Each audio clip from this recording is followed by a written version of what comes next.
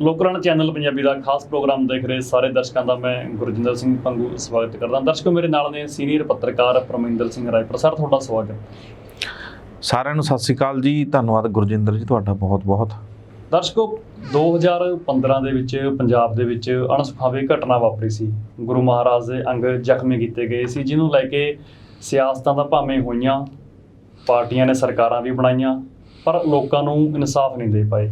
ਉਸ ਤੋਂ ਬਾਅਦ ਕੋਟਕਪੂਰਾ ਗੋਲੀਕਾਂਡ ਵਾਪਰਦਾ, ਜਿਹਦੇ ਨਾਲ ਪੂਰਾ ਸਿੱਖ ਜਗਤ ਝੰਜੋੜਿਆ ਜਾਂਦਾ। 2017 ਦੇ ਵਿੱਚ ਅਕਾਲੀ ਸਰਕਾਰ ਚਲੀ ਜਾਂਦੀ ਹੈ। 2017 ਦੇ ਵਿੱਚ ਹੀ ਕਾਂਗਰਸ ਸਰਕਾਰ ਇਸੇ ਮੁੱਦੇ ਨੂੰ ਲੈ ਕੇ ਆਪਣੀ ਸੱਤਾ ਦੇ ਵਿੱਚ ਆ ਜਾਂਦੀ ਹੈ, ਪਰ ਇਨਸਾਫ ਅੱਜ ਤੱਕ ਨਹੀਂ ਮਿਲਿਆ। ਜੋ ਮਾਮਲੇ ਸੀ ਲਗਾਤਾਰ ਤੁਹਾਡੇ ਸਭ ਦੇ ਸਾਹਮਣੇ ਕਿ ਕਿਵੇਂ ਕਮਿਸ਼ਨ ਬਣੇ, ਕਿਵੇਂ SIT ਬਣੀ। ਜੋ ਇਸ ਕੇਸ ਦੇ ਵਿੱਚ ਵਾਪਰਿਆ ਉਹ ਤੁਹਾਡੇ ਸਾਹਮਣੇ ਹੈ। ਇਨਸਾਫ ਤਾਂ ਮਿਲਿਆ ਨਹੀਂ। SIT ਬਣੀਆਂ, ਕਮਿਸ਼ਨ ਬਣੇ, ਪਰ ਹੱਥ ਪੱਲੇ ਕੁਝ ਨਹੀਂ ਪਿਆ। ਬੀਤੇ ਕੱਲ੍ਹ ਚਰਨਜੀਤ ਸ਼ਰਮਾ ਵੱਲੋਂ ਜੋ SSP ਸੀ, ਉਹਨਾਂ ਵੱਲੋਂ ਇੱਕ ਖੁਲਾਸਾ ਕੀਤਾ ਗਿਆ। ਉਹਨਾਂ ਵੱਲੋਂ ਕਿਹਾ ਗਿਆ ਕਿ ਮੈਨੂੰ ਤਾਂ ਬਲੀ ਦਾ ਬੱਕਰਾ ਬਣਾਇਆ ਗਿਆ। ਜੋ ਗੋਲੀਆਂ ਚਲਾਈਆਂ ਉਹ ਤਾਂ ਡਿਫੈਂਸ ਦੇ ਵਿੱਚ ਚਲਾਈਆਂ। ਫਿਰ ਸਵਾਲ ਪੈਦਾ ਹੁੰਦਾ ਕਿ ਜੋ ਉੱਥੇ ਸ਼ਹੀਦ ਹੋਏ ਨੇ 2 ਸਿੰਘ, ਉਹ ਕਿਹੜੀ ਗੋਲੀ ਨਾਲ ਸ਼ਹੀਦ ਹੋ ਗਏ। ਇਸ ਪੂਰੇ ਮਾਮਲੇ ਤੇ ਗੱਲਬਾਤ ਕਰਾਂਗੇ। ਪਰਮਿੰਦਰ ਜੀ, ਤੁਸੀਂ ਕਿਵੇਂ ਦੇਖਦੇ ਹੋ ਇਸ ਮਾਮਲੇ ਨੂੰ? ਕਿਉਂਕਿ ਇੱਕ ਤਾਂ ਇਹ ਧਰਮ ਨਾਲ ਜੁੜਿਆ ਹੋਇਆ ਮਾਮਲਾ, ਦੂਜਾ 2 ਉੱਥੇ ਸਿੰਘ ਵੀ ਸ਼ਹੀਦ ਹੋਏ ਨੇ ਜੀ। ਬੜਾ ਆਪਾਂ ਕਹਿ ਲਓ ਗੰਭੀਰ ਮਸਲਾ ਇਹ, ਕਿਉਂਕਿ ਉਸ ਵੇਲੇ ਦੀ ਸਰਕਾਰ ਵੱਲੋਂ ਜੇ ਕਦਮ ਚੁੱਕਿਆ ਜਾਂਦਾ ਸਹੀ ਸਮੇਂ ਤੇ ਉਸ ਵੇਲੇ ਇਹ ਗੱਲ ਜਿਹੜੀ ਸੁਲਝ ਸਕਦੀ ਸੀਗੀ। ਜਿੱਦਾਂ ਸਮਾਂ ਲੰਘਾਇਆ ਗਿਆ ਕਹਿ ਲਓ ਆਪਾਂ, ਪੋਲੀਟੀਕਲ ਪਾਰਟੀਆਂ ਨੇ ਆਪਣੇ ਜਿਹੜੇ ਉਹਨਾਂ ਦੇ ਨਿੱਜੀ ਕਹਿ ਲਓ ਫਾਇਦੇ ਹੁੰਦੇ ਨੇ, ਲਾਭ ਲੈਣ ਦੇ ਲਈ ਮੌਕੇ ਹੁੰਦੇ ਨੇ ਜਿਹੜੇ, ਉਹਨਾਂ ਦਾ ਨਜਾਇਜ਼ ਫਾਇਦਾ ਉਠਾਇਆ। ਉਸ ਚੀਜ਼ ਦਾ ਜਿਹੜਾ ਖਮਿਆਜਾ ਅੱਜ ਜਿਹੜੇ ਲੋਕ ਨੇ, ਜਿਹੜੇ ਸ੍ਰੀ ਗੁਰੂ ਗ੍ਰੰਥ ਸਾਹਿਬ ਜੀ ਨਾਲ ਜੁੜੇ ਹੋਏ ਨੇ, ਉਹਨਾਂ ਦੇ ਉਪਦੇਸ਼ਾਂ ਨਾਲ ਜੁੜੇ ਹੋਏ ਨੇ, ਚਾਹੇ ਉਹ ਦੁਨੀਆ ਭਰ ਦੇ ਕਿਸੇ ਵੀ ਕੋਨੇ 'ਚ ਰਹਿੰਦੇ ਹੋਣ, ਉਹਨਾਂ ਦਾ ਉਹ ਅੱਜ ਵੀ ਇਨਸਾਫ ਦੀ ਭਾਲ ਕਰ ਰਹੇ ਨੇ। ਉਹਨਾਂ ਨਾਲ ਇਨਸਾਫ ਨਹੀਂ ਹੋਇਆ। ਉਹਨਾਂ ਦਾ ਜਿਹੜਾ ਆਸ ਸੀ ਜਾਂ ਉਹਨਾਂ ਦੀ ਉਮੀਦ ਸੀ ਜਾਂ ਉਹਨਾਂ ਦੀ ਉਡੀਕ ਸੀ, ਉਹ ਅੱਜ ਵੀ ਬਰਕਰਾਰ ਹੈ। ਉਹ ਚੀਜ਼ਾਂ ਅੱਜ ਵੀ ਦੇਖੋ ਤੁਸੀਂ, ਇਹ ਮਤਲਬ ਆਪਾਂ ਕਹਿ ਸਕਦੇ ਹਾਂ ਕਿ ਮੁੱਦਾ ਕੁਛ ਹੋਰ ਸੀ।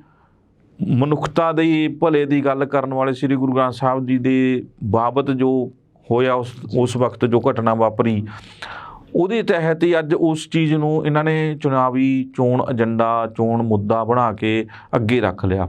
ਜਿਵੇਂ ਚੋਣਾਂ ਨੇੜੇ ਆਉਂਦੀਆਂ ਨੇ, ਉਵੇਂ ਇਹ ਮੁੱਦਾ ਪਨਪਦਾ। ਦੁਬਾਰੇ ਫੇਰ ਦੁਬਾਰੇ ਗੱਲਾਂ ਹੁੰਦੀਆਂ ਨੇ। 4 ਸਾਲ 4.5 ਸਾਲ ਸ਼ਾਂਤ ਰੱਖਿਆ ਮੁੱਦਾ, ਹੁਣ ਫੇਰ ਦੁਬਾਰੇ ਉਹਨੂੰ ਉਜਾਗਰ ਕਰ ਲਿਆ ਗਿਆ।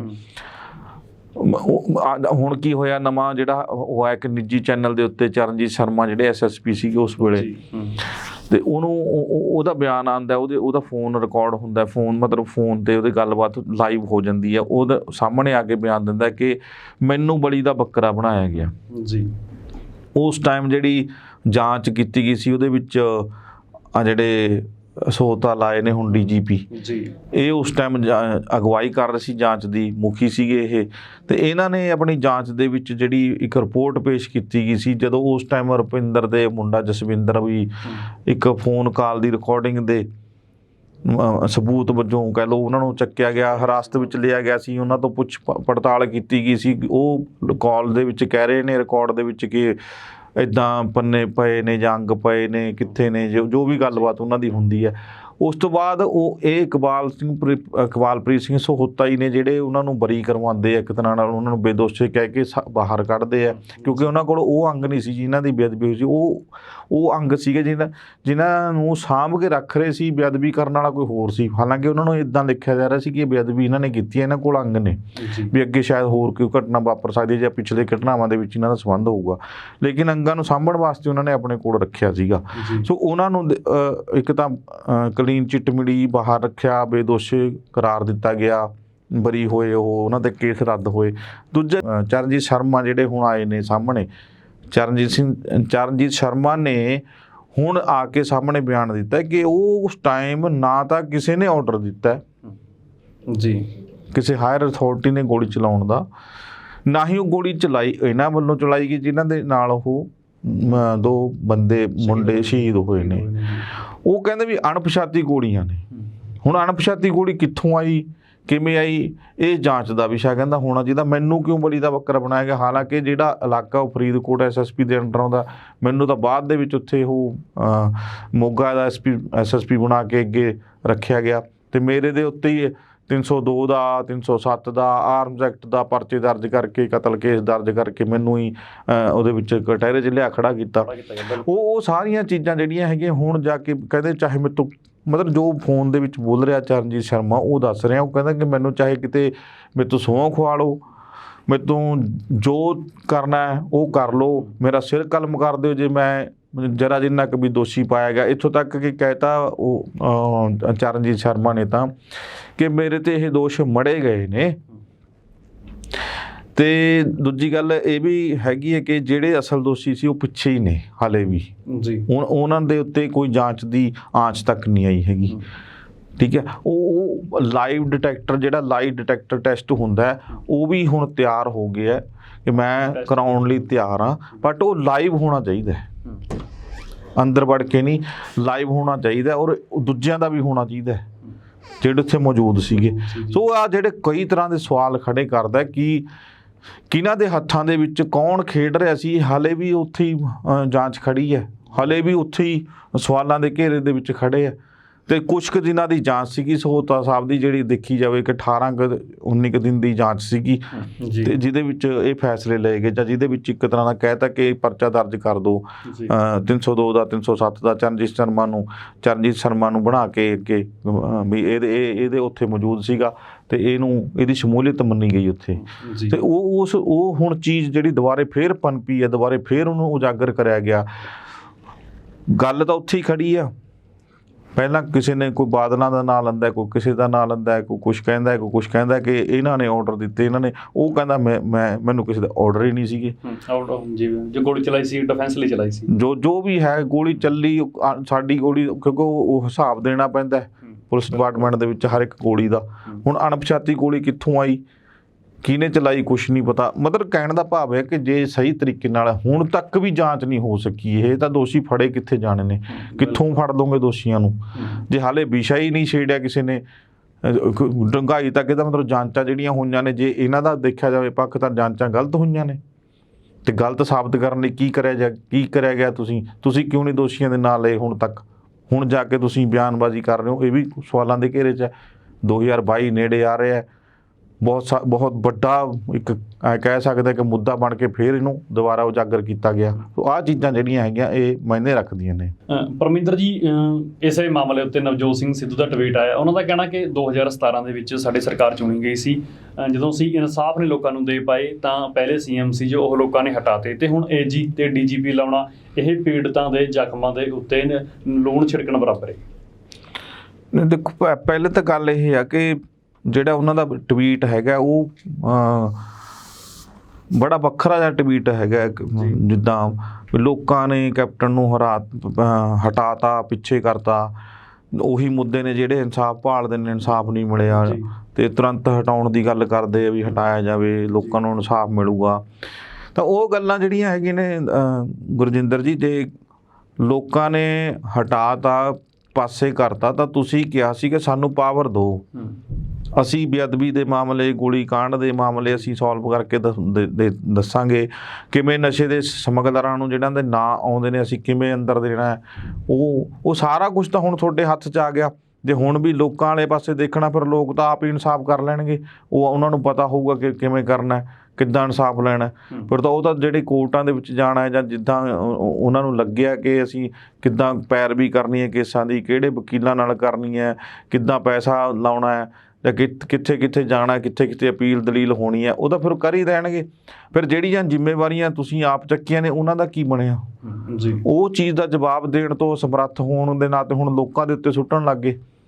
ਉਹ ਇਹ ਚੀਜ਼ ਨਾ, ਮਤਲਬ ਐਂ ਕਹਿ ਲਓ ਕਿ ਜਿੱਦਾਂ 2022 ਆ ਰਿਹਾ ਨਾ, ਇਹ ਬੇਅਦਬੀ ਦਾ ਮੁੱਦਾ ਦੁਬਾਰਾ ਫੇਰ ਪਨਪ ਰਿਹਾ, ਦੁਬਾਰੇ ਫੇਰ ਇਹਨੂੰ ਉਜਾਗਰ ਕੀਤਾ ਜਾ ਰਿਹਾ। ਹੁਣ ਦੇਖੋ, ਜੇ ਇਸ ਕੜੀ ਨੂੰ ਜੋੜਨ ਵਾਸਤੇ ਤੁਸੀਂ ਨਵਜੋਤ ਸਿੰਘ ਸਿੱਧੂ ਦਾ ਟਵੀਟ ਜੇ ਆਪਾਂ ਇੱਕ ਪਾਸੇ ਵੀ ਰੱਖ ਲਿਆ ਜਾਵੇ, ਤਾਂ ਜਿਹੜਾ ਕੈਪਟਨ ਅਮਰਿੰਦਰ ਸਿੰਘ ਦੀ ਗੱਲ ਕਰਦੇ ਆ ਕਿ 75-25 ਦੀ ਗੇਮ ਹੈ, ਹੱਥ ਮਿਲਾ ਕੇ ਖੇਡਦੇ ਅਕਾਲੀਆਂ ਨਾਲ, ਅਕਾਲੀ ਦਲ ਕੈਪਟਨ ਮਿਲੇ ਹੋਏ ਆ ਕਾਂਗਰਸ ਦੇ, ਜਦੋਂ ਕੈਪਟਨ ਦੀ ਅਗਵਾਈ 'ਚ ਸੀਗੀ ਸਰਕਾਰ ਤਾਂ ਮਿਲੇ ਹੋਏ ਦੀ ਗੱਲ ਕਰਦੇ ਆ, ਤਾਂ ਮਿਲੇ ਹੋਏ ਤਾਂ ਅੱਜ ਵੀ ਹੋਣਗੇ ਹੀ।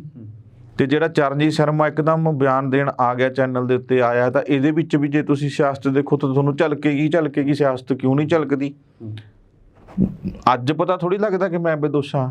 ਬਿਲਕੁਲ। ਜਿਸ ਬੰਦੇ ਨੇ ਪਹਿਲੇ ਦਿਨੇ, ਜੇ ਬੰਦਾ ਬੇਦੋਸ਼ਾ ਪਹਿਲੇ ਦਿਨੇ ਚਾਰਾਜੋਈ ਹੋ ਜਾਂਦੀ ਹੈ। ਆਹ ਗੱਲਾਂ ਪਹਿਲੇ ਦਿਨ ਕਹਿੰਦੇ ਉਹ। ਕਿਹੜਾ ਖਤਰਾ ਜਿਹੜਾ ਉਸ ਟਾਈਮ ਸੀਗਾ ਅੱਜ ਨਹੀਂ ਹੈ ਜੀ। ਠੀਕ ਹੈ, ਜਦੋਂ ਦਾ ਹੀ ਲੱਗ ਗਿਆ, ਸਾਰਾ ਕੁਝ ਹੀ ਦਾ, ਹੁਣ ਜੋਬ ਵੀ ਦਾ ਤੇ ਲੱਗੀ, ਜਾਨ ਵੀ ਦਾ ਤੇ ਲੱਗੀ ਹੋਊਗੀ, ਸਜ਼ਾ ਦਾ ਵੀ ਸਾਰਾ ਕੁਝ ਪਤਾ ਹੀ ਸੀਗੀ। ਪੁਲਿਸ ਡਿਪਾਰਟਮੈਂਟ 'ਚ SSP ਦੀ ਪੋਸਟ ਦੀ। ਬਿਲਕੁਲ। ਇੱਦਾਂ ਤੁਸੀਂ ਕਿਵੇਂ ਕਹਿ ਸਕਦੇ ਕਿ ਉਸ ਟਾਈਮ ਤਾਂ ਤੁਹਾਨੂੰ ਇਹਨਾਂ ਖਤਰਿਆਂ ਦਾ ਜਾਂ ਇਹਨਾਂ ਨੁਕਸਾਨਾਂ ਦਾ ਪਤਾ ਨਹੀਂ ਸੀ, ਤਾਂ ਚੁੱਪ ਰਹੇ? ਅੱਜ ਤੁਹਾਨੂੰ ਪਤਾ ਲੱਗ ਗਿਆ ਵੀ ਕਿਵੇਂ ਬਚਣਾ ਜਾਂ ਕੀ ਹੋ ਸਕਦਾ, ਉਹ ਸਾਰਾ ਕੁਝ ਵੀ ਕੁਝ ਵੀ ਨਹੀਂ ਨਿਕਲਿਆ ਤਾਂ ਅੱਜ ਤੁਸੀਂ ਬੋਲਣ ਲੱਗ ਗਏ। ਐਂ ਤਾਂ ਨਹੀਂ ਹੁੰਦਾ। ਡਿਪਾਰਟਮੈਂਟ ਦੇ ਵਿੱਚ ਰਹੇ ਹੋ, ਸਾਰਾ ਕੁਝ ਹੈ ਤੁਹਾਡੇ ਹੱਥ 'ਚ, ਪਾਵਰ ਸੀ, ਤੇ ਤੁਸੀਂ ਜੇ ਬੇਦੋਸ਼ੇ ਸੀ ਉਸ ਦਿਨ ਕਿਉਂ ਨਹੀਂ ਬੋਲੇ? 4.5 ਸਾਲ ਹੋਰ ਲੰਘਾਏ ਆ, ਉਹ ਕਿਉਂ ਲੰਘਾਏ ਆ?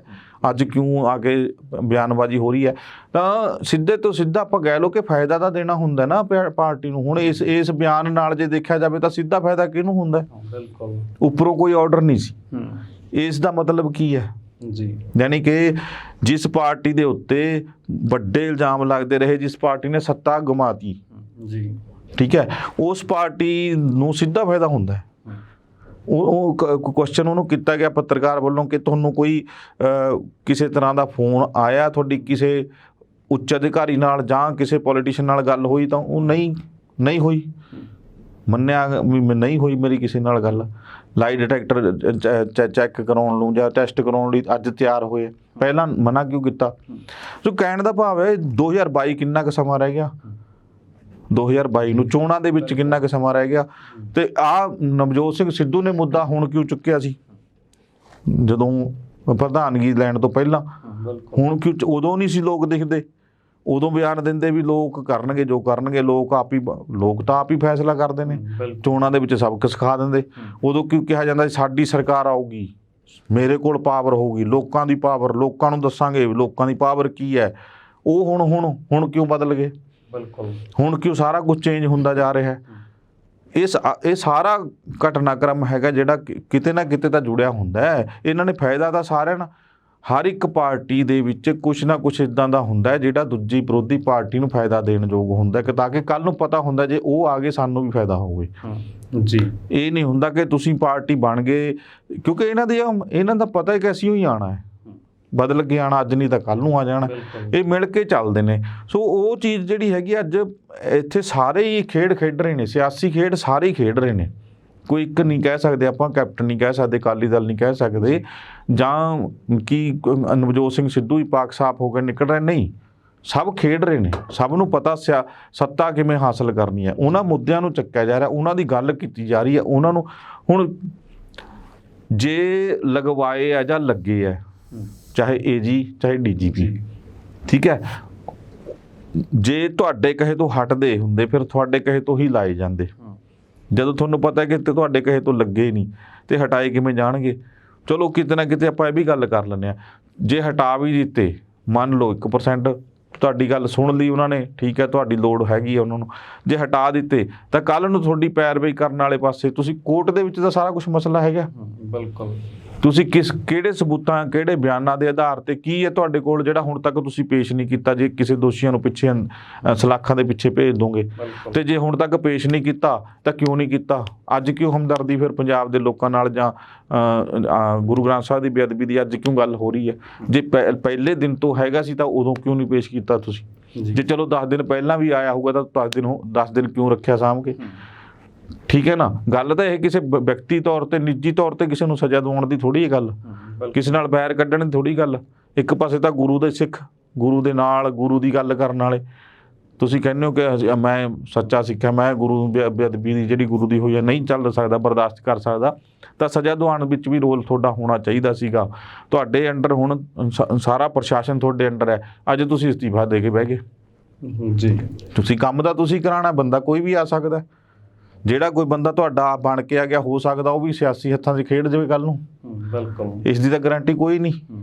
ਤੇ ਤੁਸੀਂ ਤਾਂ ਕੰਮ ਕਰਾਉਣਾ ਹੈ, ਰਿਪੋਰਟ ਮੰਗੋਗੇ ਕਿਸੇ ਤੋਂ ਵੀ ਮੰਗ ਸਕਦੇ ਹੋ, ਪੈਨਲ ਪਏ ਨੇ ਵੱਡੇ ਵੱਡੇ, ਉਹਨਾਂ ਦੇ ਵਕੀਲਾਂ ਦੇ ਬਣਾ ਸਕਦੇ ਹੋ। ਪੁਲਿਸ ਦੇ ਡਿਪਾਰਟਮੈਂਟ 'ਚ ਤੁਹਾਡੇ ਅਧਿਕਾਰੀ ਜਿਨ੍ਹਾਂ ਨੂੰ ਤੁਸੀਂ ਲਵਾਉਣਾ ਚਾਹੁੰਦੇ ਹੋ ਉਹ ਤੁਹਾਨੂੰ ਦੱਸ ਨਹੀਂ ਸਕਦੇ ਕਿ ਆਹ ਗਲਤ ਕੰਮ ਗਲਤ ਕਰ ਰਿਹਾ ਉਹ, ਇਹ ਇੱਦਾਂ ਨਹੀਂ ਹੋਣਾ ਚਾਹੀਦਾ, ਇੱਦਾਂ ਹੋਣਾ ਚਾਹੀਦਾ ਸੀ। ਕੰਮ ਕਰਾਉਣਾ ਆਉਣਾ, ਕੰਮ ਕਰਵਾਇਆ ਜਾ ਸਕਦਾ, ਪਾਵਰ ਤੁਹਾਡੇ ਕੋਲ ਹੈ। ਜੇ ਨਹੀਂ ਕਰੂਗਾ ਅਗਲਾ, ਤੁਹਾਨੂੰ ਪਤਾ ਹੈ, ਤੁਸੀਂ ਫੇਰ ਜਨਤਕ ਹੋ ਵੀ ਆਹ ਜਨਤਕ ਤੌਰ 'ਤੇ ਦੇਖੋ ਇੱਦਾਂ ਫਲਾਣੇ ਬੰਦੇ ਨੇ ਉੱਚੇ ਅਹੁਦੇ 'ਤੇ ਬੈਠ ਕੇ ਇੱਦਾਂ ਦੇਖੋ ਗਲਤੀ ਕੀਤੀ, ਇਹ ਇੱਦਾਂ ਕਰਨੀ ਚਾਹੀਦੀ ਸੀਗੀ ਜੀ, ਤੇ ਇਹ ਹੁਣ ਇੱਦਾਂ ਹੋਊਗੀ।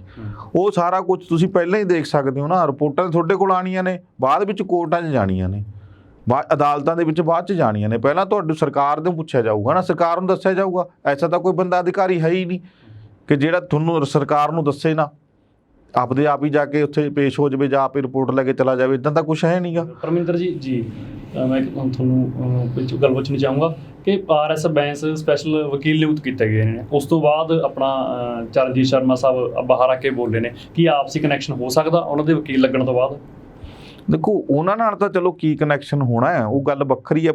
ਮੈਂ ਕਿਸੇ ਵੀ ਸੰਭਾਵਨਾ ਤੋਂ ਇਨਕਾਰੀ ਵੀ ਨਹੀਂ ਹੁੰਦਾ ਜੀ। ਇੱਕ ਗੱਲ ਇਹ ਹੀ ਆ, ਕੋਈ ਕਿਤੇ ਵੀ ਕੁਝ ਵੀ ਸੰਭਵ ਹੋ ਸਕਦਾ ਹੈ।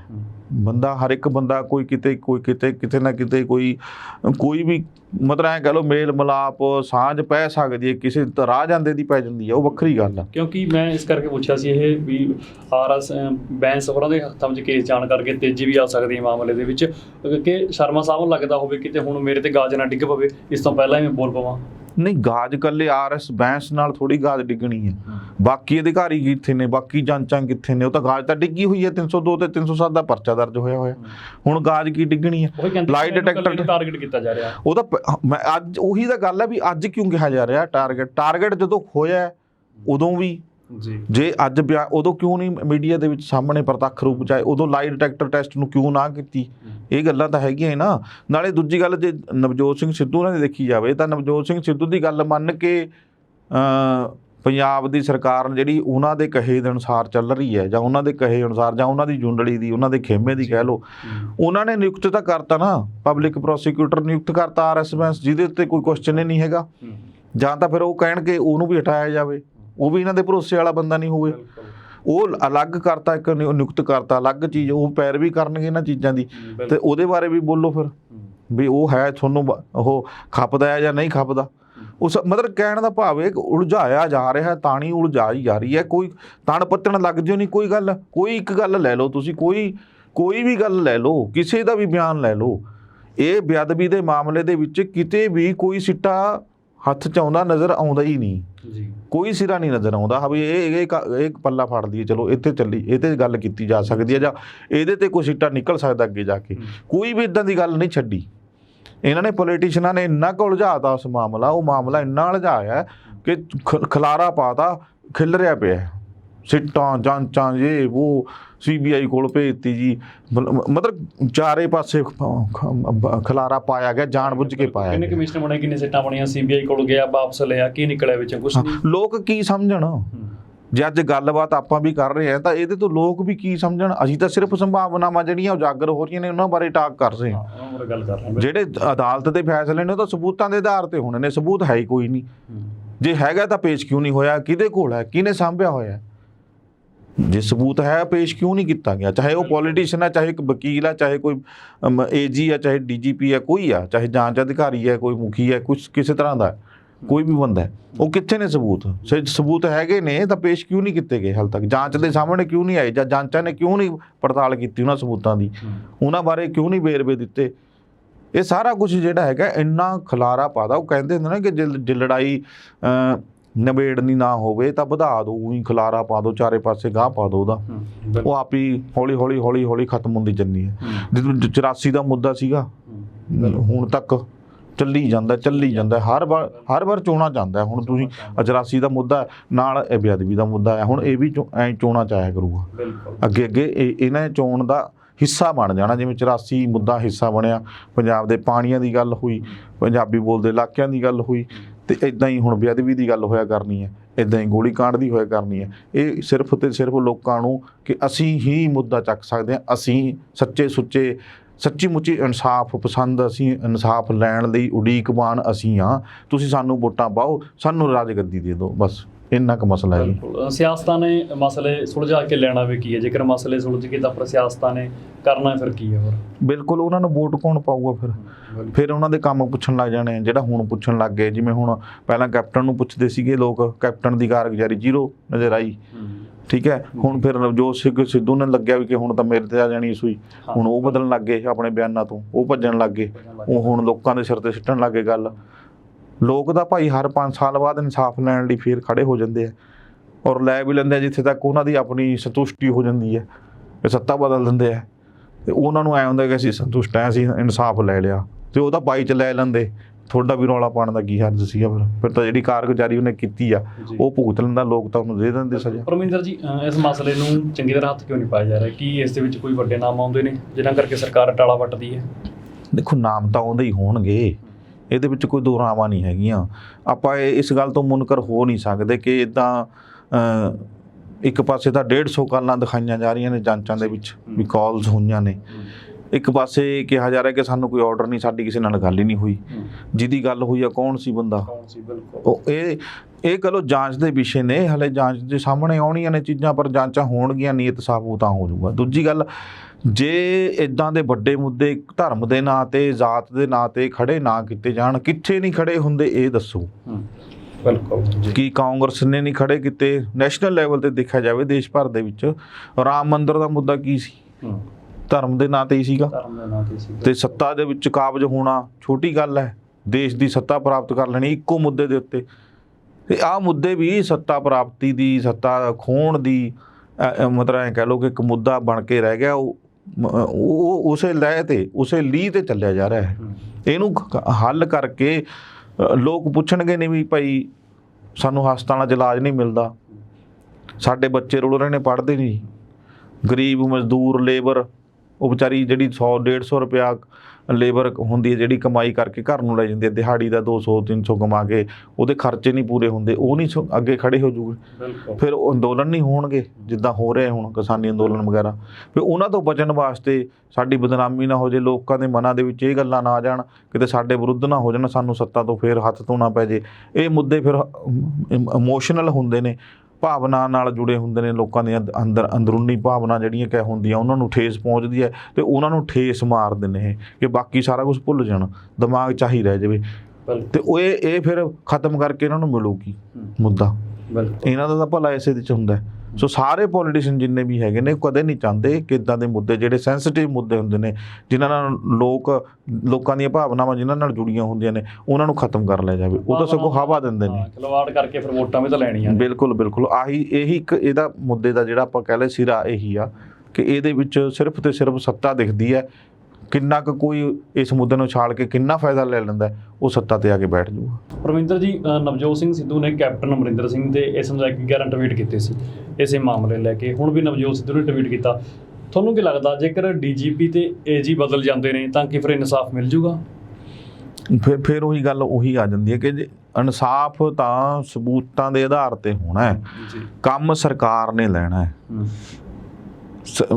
ਮੈਂ ਇਸ ਗੱਲ ਦੀ ਕੀ ਗਰੰਟੀ ਕੋਈ ਲੈਂਦਾ ਹੈ ਕੋਈ ਕਿ ਜਿਸ ਬੰਦੇ ਨੂੰ ਆਪਾਂ ਕੋਈ ਵੀ ਹੈ, ਚਾਹੇ ਸਰਕਾਰ ਦਾ ਕੋਈ ਬੰਦਾ ਕਿਸੇ ਅਧਿਕਾਰੀ ਨੂੰ ਬਿਠਾਉਣਾ ਚਾਹੁੰਦੀ ਹੈ ਕਿ ਉਹ ਅਧਿਕਾਰੀ ਬਿਲਕੁਲ ਇਨਸਾਫ ਹੀ ਕਰ ਦੇਗਾ?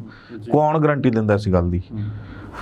ਕਾਨੂੰਨ ਨੇ ਕੋਈ ਡੀਜੀਪੀ ਕਰਕੇ ਜਾਂ ਏਜੀ ਕਰਕੇ ਥੋੜ੍ਹੀ ਇਨਸਾਫ ਕਰਨਾ ਹੈ ਜੀ।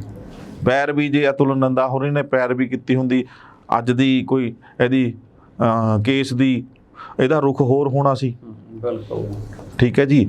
ਜਿੱਦਾਂ APS ਦਿਓਲ ਦੇ ਉੱਤੇ ਦੋਸ਼ ਲੱਗੇ ਆ ਕਿ ਇਹਨਾਂ ਨੇ ਸੈਣੀ ਨੂੰ ਤਾਂ ਦਵਾਈ ਹੈ ਬਲੈਂਕਟ ਬੇਲ, ਤੇ ਨਾਲ ਜਿਹੜੇ ਇੱਦਾਂ ਦੇ ਮੁੱਦੇ ਸੀਗੇ ਉਹਦੇ ਵਿੱਚ ਸਰਕਾਰ ਦਾ ਵਿਰੋਧ ਕੀਤਾ, ਸਰਕਾਰ ਦੇ ਖਿਲਾਫ ਗੱਲ ਕੀਤੀ ਹੈ। ਉਹ ਕਹਿੰਦਾ ਮੈਂ ਤਾਂ ਇਸ ਮਾਮਲੇ ਦੇ ਵਿੱਚ ਪੇਸ਼ ਨਹੀਂ ਹੋਇਆ, ਨਾ ਹੀ ਅਤੁਲ ਨੰਦਾ ਪੇਸ਼ ਹੋਏ ਆ।